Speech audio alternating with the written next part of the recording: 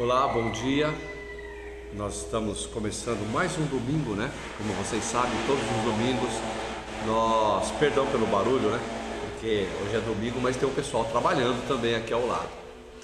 E como todo domingo, vocês sabem, agora nós estamos começando a fazer os nossos bate-papos às 9h30 da manhã. A gente abre às 9, 9h15, 9h30 a gente tem essa pequena palestra, esse pequeno bate-papo. E às 10 horas a gente ministra o passe. Depois o pessoal está livre para pegar a prainha, né? E curtir. Mas hoje o que eu vou falar para vocês é sobre Jesus Cristo. E também, você que está em casa, você é evangélico ou você é cristão? Muitos podem me perguntar, mas qual a diferença? Existe uma diferença crucial. O evangélico, ele acredita no evangelho, na Bíblia, que é um livro sagrado, porém, ele foi escrito por homens, que têm as suas falhas, como todos nós temos. E o cristão? O cristão acredita nas atitudes de Cristo. Dentro do Evangelho, quanto dentro do Evangelho fala só de Cristo? Tem a conduta de Cristo. Por isso é que eu digo a diferença. Dentro do Evangelho, não tem só a conduta de Cristo, tem toda a história de todas as pessoas que viveram com Cristo na época. E a diferença é essa: quando você acredita só no Evangelho, ele é muito extenso, ele serve para tudo. E tudo que foi colocado ali, foi colocado pelo entendimento do homem, pela forma com que ele entendia aquilo que estava acontecendo.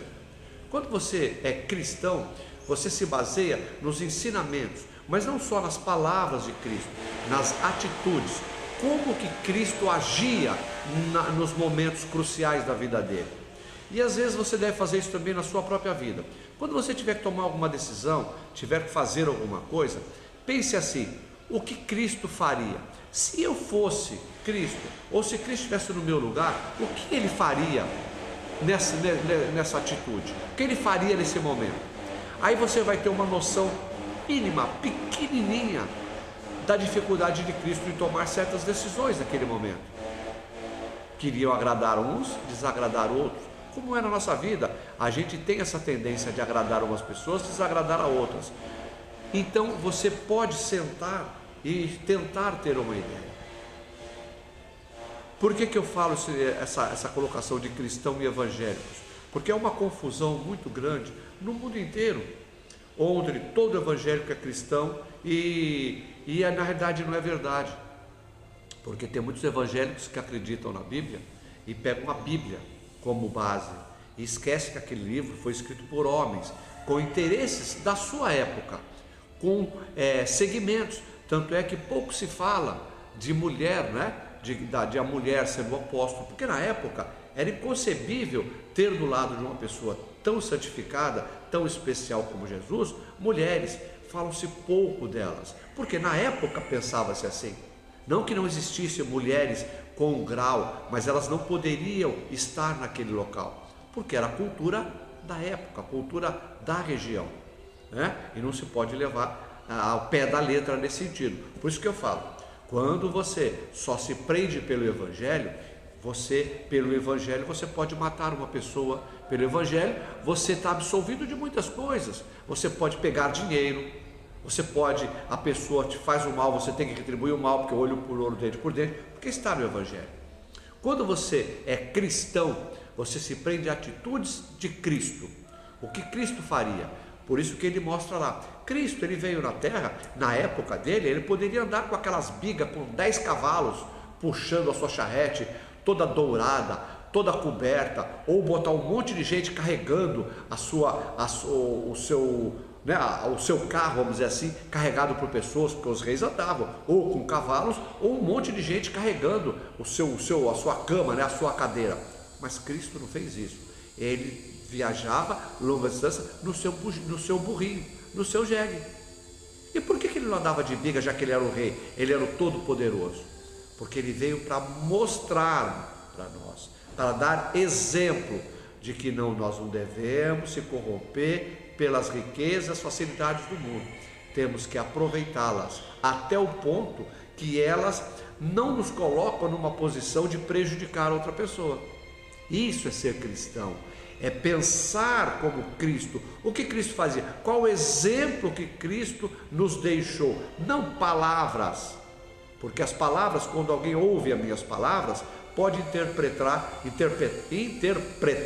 de forma certa ou errada, ou nem é certo ou errado, do jeito que a pessoa entende, entendeu? Agora, atitudes não, atitudes elas são visíveis, foi feito aquilo. Então Cristo fez isso, não é que alguém imaginou que Cristo ia fazer, ou aí acharia que Cristo faria, não. Cristo fez isso. Em certos momentos Cristo deixou bem claro: se fizerem o mal, eu jamais vou pagar o mal. Por quê?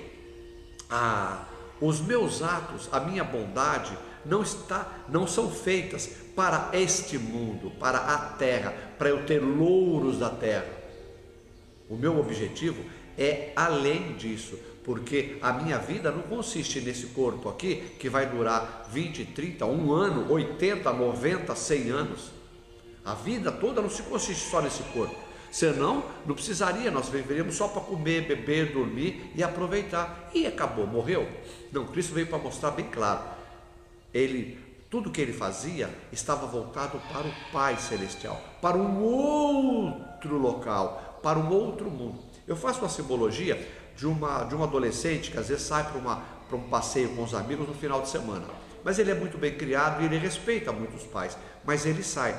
Só que chegando nesse local, a moçada toda começa a querer fazer coisas que não está certo, onde os pais sempre colocaram: filho, não faça isso, que isso é errado. Drogas, bebidas, mulherada, fazer certas coisas, e na hora de fazer ele vê o êxtase, a alegria, a felicidade que os amigos dele estão, e ele se prende e fala: puxa vida, eu também posso ter essa felicidade, eu também posso ter essa alegria.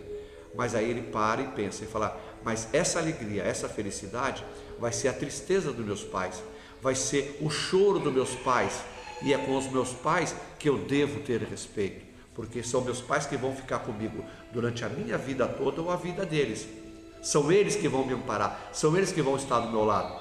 Aí esse adolescente tem que tomar uma decisão: faço algo para agradar os meus amigos e me agradar agora e provocar uma tristeza muito grande nos meus pais, ou eu não vou participar dessa alegria, eu não vou ter essa alegria, eu não vou ter esse êxtase, mas eu vou agradar muito, vou deixar muito os meus pais felizes. Uma diferença grande. Os nossos pais não estão vendo a nossa atitude, nem a atitude do mal e nem a atitude do bem, mas Deus está vendo, a espiritualidade está vendo qual é a sua atitude, e baseado na sua atitude são as coisas as facilidades ou as dificuldades que você vai ter no decorrer da sua vida, pelas suas escolhas. Só que quando você voltar para casa depois desse final de semana, os seus pais vão perceber que você voltou normal, como você foi, e vão ficar felizes. Triste eles ficariam se você voltasse e logo em seguida descobrir que você ficou viciado, que você está mais rebelde, porque você agora, em certos casos, quando envolve um sexo desvairado, você volta para casa e descobre que você tem uma doença. Não estou nem falando só de AIDS, não. Estou falando de herpes, estou falando de gonorreia, estou falando de sífilis, estou falando de doenças curáveis, mas que criam transtorno na vida do adolescente, que se cada família inteira. Nem estou falando de AIDS, porque se for AIDS, então, aí a pessoa tem uma doença que ainda pode passar para os outros, e se ele tiver uma namorada, assim por diante. Então, por isso que eu estou falando, quando eu falo de evangélicos e cristãos, eu separo, porque muitos se alardeiam dizer: eu sou evangélico, como se ser evangélico fosse cristão, eu sigo os preceitos de Cristo. Não, evangélico segue o evangelho, segue a Bíblia, e a Bíblia foi escrita por homens, por mais sagrada que ela seja, porque ela tem relatos impressionantes, tem colocações que vão ainda para o futuro, previsões do futuro, colocações incríveis do passado. Assim mesmo, foram homens na sua inteligência pequenininha que colocaram ali. Então nós ficamos com os ensinamentos de Cristo, o que Cristo faria, o que ele pregava, o que ele fazia em certas atitudes, e nós começamos a ver que em todos os momentos que ele tinha que colocar a sua alegria, a sua felicidade acima da felicidade do outro, ele sempre dava prioridade para a felicidade do próximo. E até em termos de entendimento, foi assim que ele curava as pessoas de acordo com o merecimento. Por que ele curava? Para mostrar para nós: sois deuses, podem curar também, mas tem que acreditar, tem que tirar esse véu achando que tudo que eu tenho é esse mundo, é a matéria. Você se prende à matéria, então você acha que tudo envolve na matéria. E quando você se prende à matéria, você nem acredita no poder que você tem. Como ele fala, o meu poder, a minha força, não é só deste mundo, ela vai além. Então nós temos que ver isso aí, nós temos que entender isso. Então nós temos que ter a nossa vida baseada em Cristo, nas atitudes dele, como ele fazia. Quando nós começamos a ter essa atitude, pensar como Cristo fazia, que tipo de atitude ele teria em certas situações, acaba sendo mais fácil a gente levar a nossa vida. Acaba sendo mais fácil você tomar a decisão certa, mesmo que aquela decisão não seja uma coisa para te agradar naquele momento. Mas logo em seguida você vai ter um grau de felicidade, você vai ter uma satisfação interna que você talvez não vai entender, mas é porque você escolheu fazer a coisa certa naquele momento. Você colocou o outro como prioridade entre a felicidade dele sobre a sua. Então isso é uma escolha muito difícil de se fazer, mas ela demonstra o grau de entendimento dos ensinamentos de Cristo. Amai-vos uns aos outros como eu vos amei. Amai-vos ao seu próximo como a ti mesmo. Do mesmo jeito que você tem que se amar, você cuida de você, cuidar do próximo. E Cristo veio na terra em forma de ser humano, que tinha todas as nossas peculiaridades, que era, ele comia, ele bebia, ele defecava como todo mundo.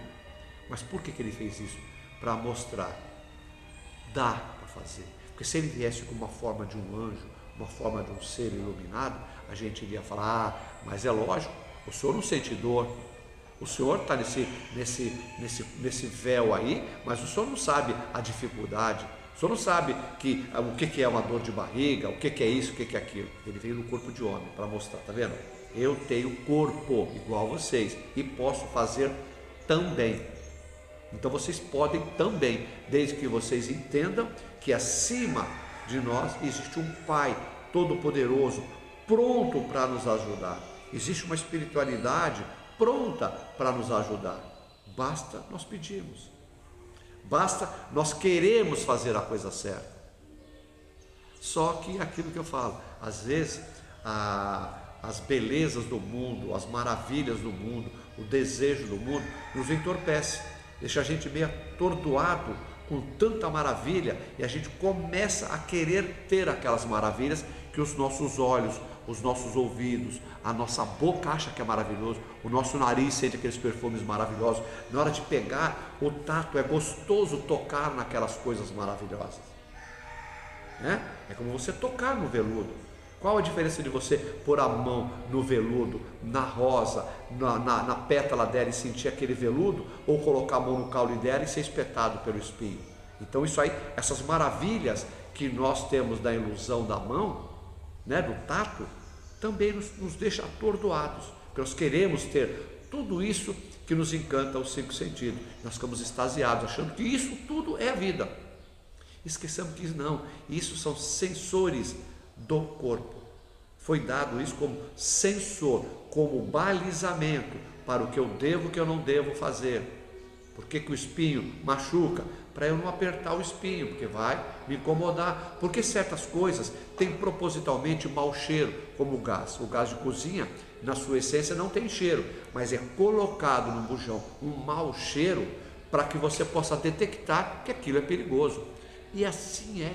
Muitas frutas, quando você leva na boca e ela é muito ruim, é muito amarga, é ruim, ela fala, olha, vai leve nesse tipo de fruta, porque você percebeu coisas. Então isso é mais como balizamento para você conduzir essa vida, mas não para ir atrás, não, porque essa coisa aqui é ruim para eu comer, um exemplo da comida, eu não vou comer. Mas essa aqui é gostosa, então eu vou me empanturrar. Não, é só para você ter discernimento. Não é porque eu vou ter que me empanturrar porque ela é gostosa. Aí eu vou comer o mundo. Aí cria um monte de problema que você come em excesso. E tudo na vida em excesso é prejudicial. Tudo. Muitos acham até que dinheiro quanto mais se tem, melhor. Se fosse assim, não estava cheio de milionários tristes e suicidas. E esse milionário, ele jamais faria como alguns, distribuir o seu dinheiro para outros. O que você faz com o dinheiro? Para que serve dinheiro? Você come dinheiro? Você bebe dinheiro? Não. Você usa ele para comprar aquilo que você acha que precisa, para ter aquilo que é um objeto do seu desejo. E aí? Aí depois depois que você tem aquilo, você descobre que não é tão prazeroso aquilo. Aí você quer ter outro, e o mundo vai te encher disso. E aí você chega num certo ponto que você fica desgostoso da vida, quanto mais você tem, porque é o excesso. Aí você nunca tem certeza se os amigos que você tem são verdadeiros ou estão pelo interesse pelo que você tem. E uma infinidade de coisas. O ar não é essencial para a nossa vida? É, mas põe a cabeça para fora de um carro a 100 por hora, a 80 por hora, você morre sufocado, porque é excesso de ar. Tem que ter o ar na medida certa. A água nós não conseguimos viver sem água. Mas você começa a beber água, cai dentro de um rio e começa a beber água, você morre afogado, porque o excesso de água, por mais vital que seja para a nossa vida, o excesso é prejudicial. E todos os excessos. Amor demais, depende como que você encara o amor. O amor, aquele amor de amar ao outro e não exigir que o outro te ame, isso é maravilhoso. Não deveria nem ser chamado de amor, é chamado de uma entrega. Mas por falta de vocabulário que nós temos nesse corpo, né? Na nossa terra nós não temos vocabulário. Então a expressão máxima de carinho para outra pessoa é chamado de amor. Mas muitos desses amores, nós só amamos a pessoa até o ponto que ela devolve esse amor. Ela não me devolver esse amor, eu paro de amar. Isso não é amor. Isso é outra palavra, menos amor. Amor é aquele amor, muitas vezes de mãe, que ela ama o filho incondicionalmente. O filho pode fazer o que quiser, ela continua amando. Mas assim mesmo tem muitas mães, se o filho agredi-la, se o filho bater nela, às vezes talvez ela deixe de amar. Talvez ela comece a pegar ódio, rancor. Muitas não, muitas faça o filho o que fizer com ela, ela vai continuar amando. Esse é o amor que Cristo pregou.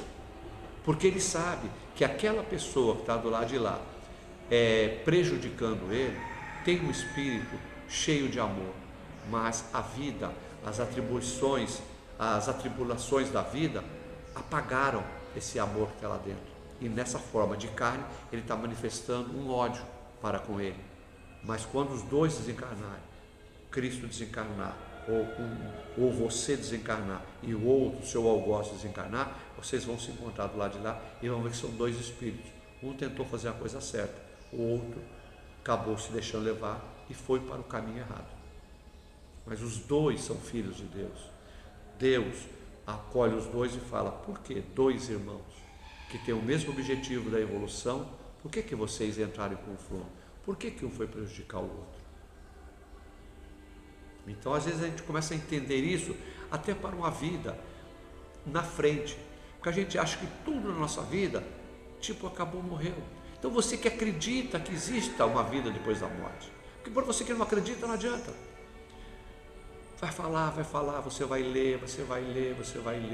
Cristo falou, o meu mundo não é, o meu reino não é desse mundo, é de outro mundo. Então quem acredita, fala realmente, Cristo está mostrando que o mundo que ele veio é um mundo maravilhoso, mas é o outro. Eu vim aqui só para mostrar para vocês que existe isso lá, que tem que se agir. Quanto mais você agir da forma com que eu agi aqui, melhor você vai chegar do lado de lá, melhor vai ser você do lado de lá. Mas às vezes a gente não quer acreditar nisso, porque a gente quer aproveitar os prazeres da vida e quer tirar proveito. A gente ouve, vê os ensinamentos dele, mas faz que nem aqueles macaquinhos, né? Eu não vejo, eu não ouço, eu não vou falar nada, eu só vou continuar vivendo, eu quero curtir o prazer da vida. Mas e daí? E quando ela acabar? E você se deparar do lado de lá? Por isso é que tem tanto atendimento para espíritos perdidos. aqui no centro tem, e vários centros tem, e cada vez mais nós temos que ter atendimento para espírito perdido. Por que espíritos perdidos? Porque são espíritos que estavam aqui na carne, mesmo sabendo que existia, não quiseram fazer a coisa certa, pensaram só no seu em viver, mas eu vejo isso aí. Aí quando morre, depara que tem, entra em desespero, fala, e agora? Existe sim, e eu não fiz nada para isso. Eu não me preparei para nada. Faz a historinha da cigarra. Eu só quero cantar. Eu não fiz nada pensando que vai ter o inverno, que vai ter um outro mundo. E baseado nas minhas atitudes, no caso da formiga, né? Da história, a formiga, ela se sujeitou a se sacrificar um pouco nessa vida para guardar comida, no caso dela, para o inverno. No nosso caso, nós temos que aceitar as nossas dificuldades, o nosso sacrifício, porque nós sabemos que depois que esse corpo foi embora, toda essa quantidade de amor, de boas energias, de carinho que eu distribuí aqui, eu vou usar lá. O que eu vou usar lá? Vou usar o dinheiro que eu guardei, as casas que eu adquiri, os carros que estão na garagem, entendeu? Um montão de dinheiro no banco. O que eu vou usufruir do lado de lá? Coisas materiais desse corpício, que vai para a academia e fica todo sarado? Não, você não vai aproveitar isso do lado de lá. O que você vai levar para lá, que você vai botar no banco lá? Suas boas atitudes, o amor que você distribui para as pessoas, o carinho, a atenção, entendeu? Realmente quando você doa, você se doa, talvez o seu corpo, a sua vida aqui, ela não tenha tanto louros. Você até vai falar, puxa, tive uma vida sofrida, mas você está mediando. Cigarra e formiga.